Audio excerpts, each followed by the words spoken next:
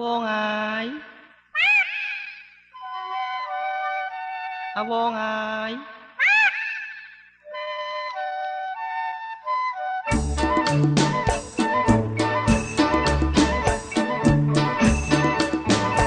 ចាស់ឯងទៅណាហើយ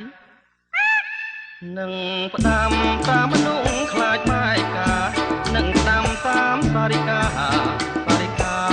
មិនវេនឹងផ្ដាំតាមមនុស្សខ្លាចម៉ែកានឹងផ្ដាំតាមសារិកាមិនវេចង់ផ្ញើបណ្ដឹងទៅស្រីថាបងវិលវេរកស្រីវិញហើយឯងស្ដាប់បានទេអវងហើយថាអញមកហើយមកជួបម្ចាស់ជីវិតឯងស្ដាប់បានទេអវង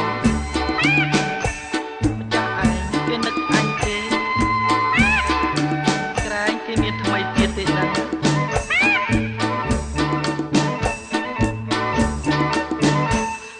ប៉ោចដូចជាសារិកានាំឲ្យតែខ្លោចផ្សានឹកសង្ការក្នុងចិត្តប៉ោចដូចជាសារិកានាំឲ្យតែខ្លោចផ្សានឹកសង្ការក្នុងចិត្តឯងចេះតែថាមិនគិតឬក៏ការពិតបែកចិត្តមានថ្មីបើដូចអវងឯងស្រដីអញសុខចិត្តណាស់សឹងស្អីព្រោះសេចក្តីស្នេហាក្រែងមិនមែនពិតទៅដឹងអវង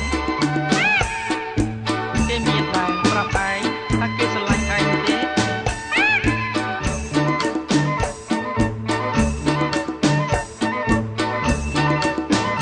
មិនដាច់